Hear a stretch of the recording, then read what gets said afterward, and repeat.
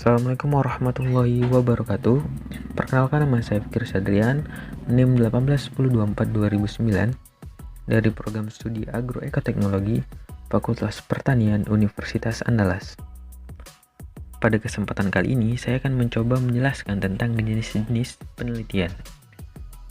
Baik, langsung saja kita masuk pada pembahasan. Penelitian itu sendiri merupakan suatu usaha untuk mendapatkan jawaban dari kebenaran suatu masalah, sedangkan ragam atau jenis itu merupakan metode atau langkah-langkah yang dilakukan dalam suatu penelitian. Kemudian, ragam penelitian ini terbagi menjadi ke dalam beberapa jenis. Yang pertama itu ada penelitian yang ditinjau dari tujuan. Ini terbagi menjadi ke dalam 3. Yang pertama itu penelitian eksplorasi, di mana penelitian ini menggali topik baru dengan tujuan memperoleh informasi mengenai permasalahan atau keadaan itu.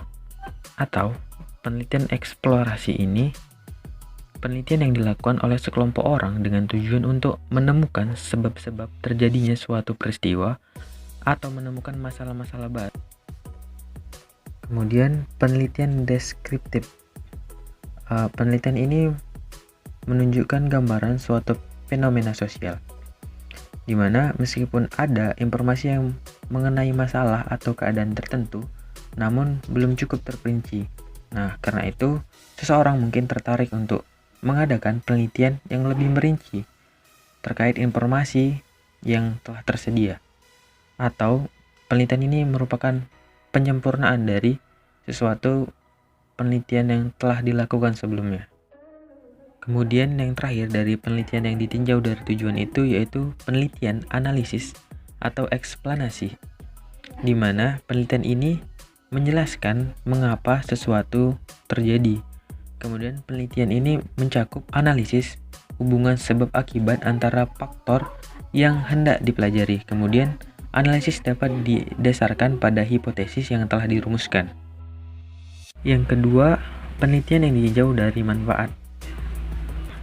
Penelitian ini terbagi menjadi 2. Yang pertama itu adalah penelitian dasar atau murni, di mana penelitian ini merupakan penelitian yang mendasar, kemudian mendukung atau mengkaji teori yang menjelaskan bagaimana dunia sosial. Kemudian penelitian ini mempunyai alasan intelektual dalam rangka pengembangan ilmu pengetahuan.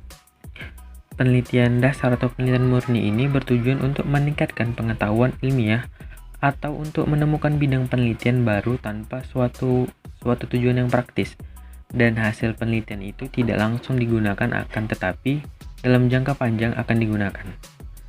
Hasil dari penelitian ini merupakan pengetahuan umum dan hukum-hukum untuk memecahkan masalah-masalah yang praktis. Kemudian itu penelitian terapan, di mana penelitian ini mencoba menyelesaikan permasalahan secara praktis. Teori bukan titik utama yang dipelajari. Analisis dapat didasarkan pada hipotesis yang telah dirumuskan. Jadi penelitian terapan ini merupakan suatu penelitian yang mempunyai tujuan atau alasan yang praktis, yaitu suatu alasan yang berdasarkan atas keinginan untuk mengetahui sesuatu dengan tujuan agar bisa melakukan sesuatu yang lebih baik, efektif, dan efisien. Pada penelitian dasar dan penelitian terapan ini memiliki beberapa perbedaan. Yang pertama, di mana penelitian murni ini untuk kepuasan peneliti, sedangkan penelitian terapan untuk sponsor. Kemudian, permasalahan dan subjek penelitian bebas dipilih peneliti, sedangkan penelitian terapan permasalahannya itu ditentukan oleh sponsor. Kemudian, penelitian dasar ini berdasarkan norma absolut, sedangkan penelitian terapan sponsor diberikan berdasarkan manfaat dari hasil penelitiannya. Fokus penelitian pada penelitian dasar ini ditentukan oleh peneliti, sedangkan pada penelitian terapan fokus pada kemampuan untuk menggeneralisir hasil penelitian. Kemudian tujuannya juga berbeda, di mana penelitian dasar ini memiliki tujuan utama menyumbang untuk teori dasar, sedangkan penelitian terapan itu tujuan utamanya adalah tujuan yang praktis. Pada pada penelitian dasar, keberhasilan dinilai ketika dimuat dalam jurnal atau berpengaruh pada komunitas ilmuwan. Sedangkan pada penelitian terapan, keberhasilan dinilai ketika hasil penelitian tersebut dipakai oleh pihak sponsor. Yang ketiga itu adalah penelitian yang ditinjau dari rentang waktu.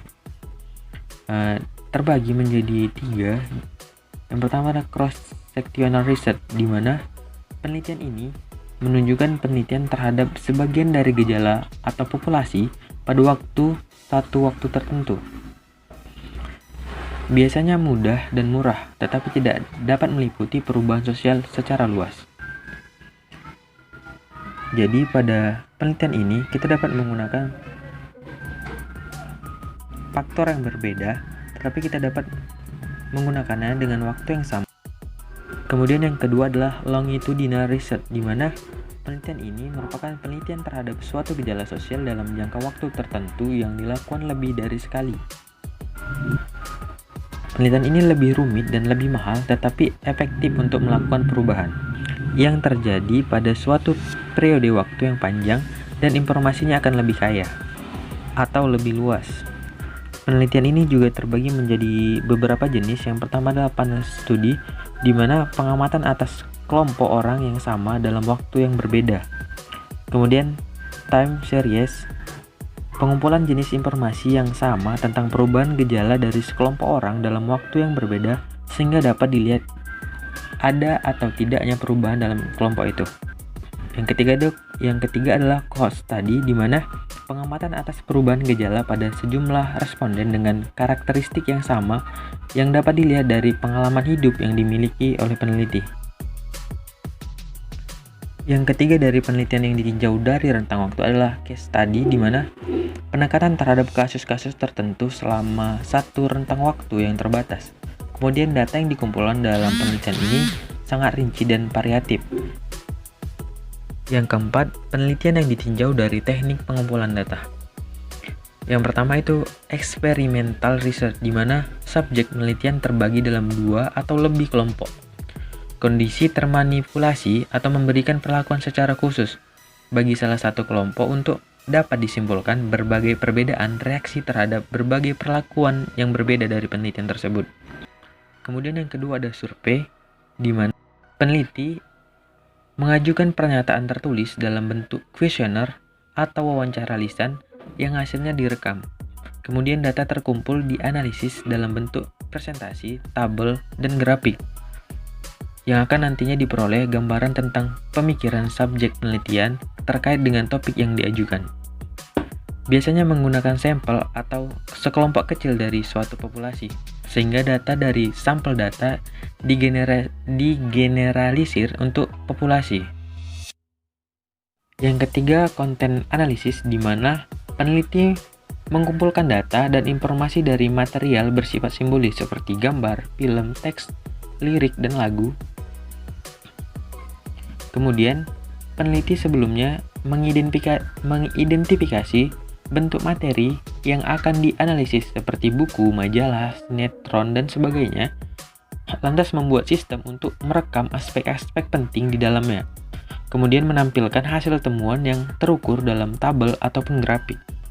Yang keempat, exciting statistik, di mana peneliti menggunakan data statistik yang ada dan disusun kembali data dalam bentuk baru yang lebih sesuai untuk penelitiannya sendiri.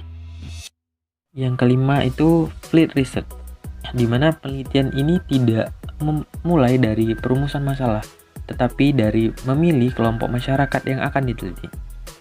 Peneliti mengamati langsung subjek penelitian di lingkungan alamiah selama jangka waktu tertentu.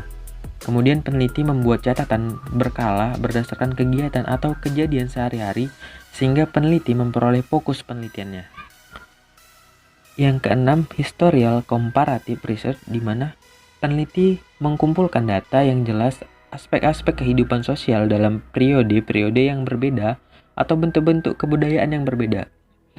Kemudian biasanya peneliti menggabungkan teknik pengamatan, wawancara, dan dokumen statistik.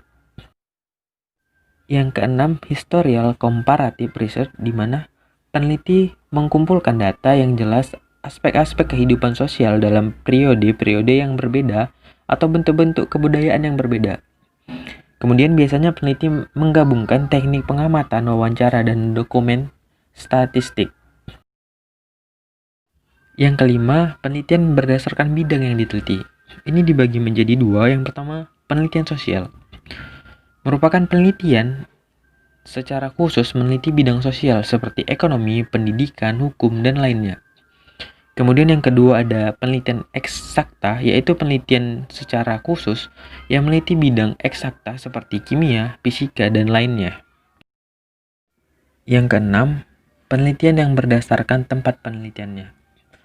Dibagi menjadi ke dalam 3 jenis. Yang pertama ada penelitian lapangan, yaitu penelitian yang langsung dilakukan di lapangan.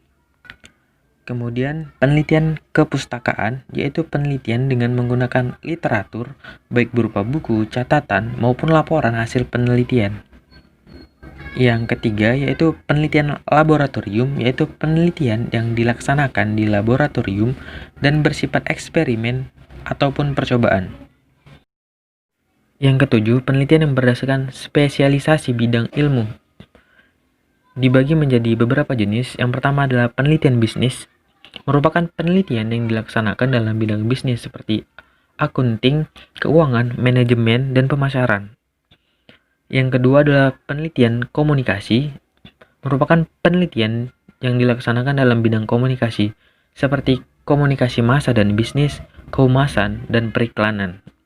Yang ketiga, penelitian hukum, merupakan penelitian yang dilaksanakan dalam bidang hukum seperti hukum perdata, pidana, tata negara, internasional.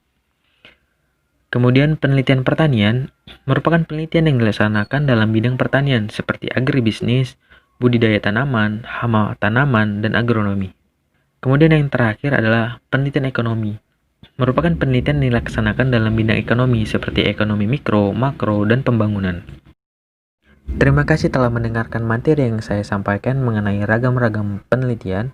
Semoga bermanfaat dan mohon maaf jika ada kesalahan dalam penyampaian, baik berupa tulisan maupun ucapan yang saya sampaikan. Mohon dimaafkan.